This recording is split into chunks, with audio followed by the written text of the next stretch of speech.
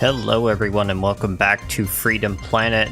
So today I decided to do Trap Hideout next, and I'm actually going to be playing as Carol.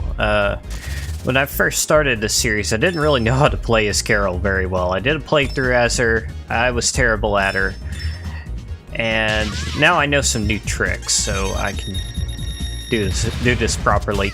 But if you're having trouble with Carol, I recommend doing this level with Milla because the final boss section is easier as her. There are fewer enemies that you have to take down, and she seems to be a bit better at taking down the actual final boss. So the Trap Hideout level is pretty interesting, not one of my favorites, but it's got some pretty cool stuff in it, I suppose. And I bet this level has the most bats in it, if I had to guess. That's a lot of bats. So what's really interesting about Carol is that you may have noticed in some previous episodes, I don't know if I passed any of the gas cans, but if you grab a gas can as Carol, she gets a motorcycle, which we will see in about a minute or so. And it changes the way she plays completely. Well, I guess not completely, but it's a pretty big difference. It's more like you get more mobility, but you lose some combat skills. And I think it's just right up here is the first gas can. There we go. So with the motorcycle, Carol can do a double jump. And you could ride straight up walls, and for whatever reason you can still climb ladders. I guess it'd be kind of annoying if you couldn't, but it's weird that a motorcycle can climb ladders.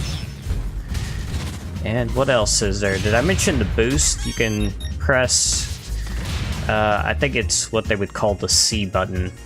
It'd be the same as Dragon Boost for Lilac. And the boost attack is very useful. Carol actually has a lot of moves, and I'm sure I won't be able to cover everything.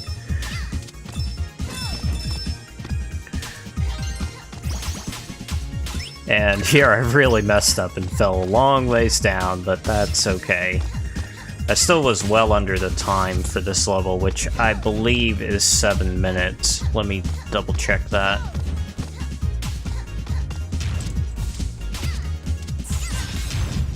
Oh, I hate this boss. Trap Hideout? Oh, it's actually 6 minutes, not 7. Okay, I'm glad I checked. See, I'm not really sure what the best way to attack this guy is. And I can't remember the names of all the moves, but the one I'm using there a lot is a pretty good one. It does a good amount of damage.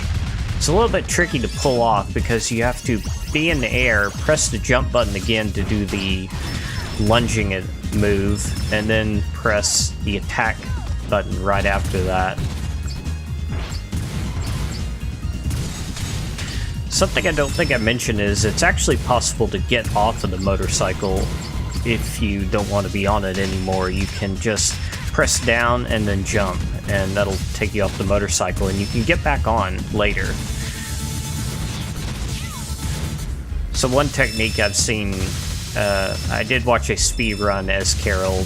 They would get off the motorcycle for nearly all of the bosses and then get back on, unless it was a final boss, of course.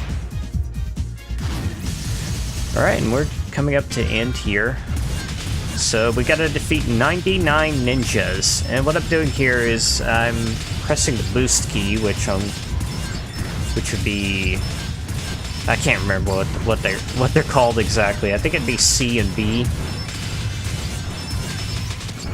On the controller I'm playing with, it's X and B. I just kind of held the controller in a weird way so I could press those two buttons in quick succession. But that seems to work fairly well. There are 2 gas cans down here if you need it. And that last guy, he gave me a lot of trouble. Now we gotta fight Spade. I hate fighting Spade, especially as Carol. I would say being off the motorcycle is better. And Carol's C-button attack, which I just did, the really crazy rapid kick, that does make her invincible while she's using it, so you can use that to your advantage. And I'm nearly dead. I thought I was going to have to do this run again. I had literally one hit left. But I managed to take it down. Alright, so that was Trap Hideout. Like I said before, if you're having trouble, try playing it as Milla. You cannot play Lilac on Trap Hideout. Alright, so that's all for this episode. Thank you for watching, and I will see you on the next one.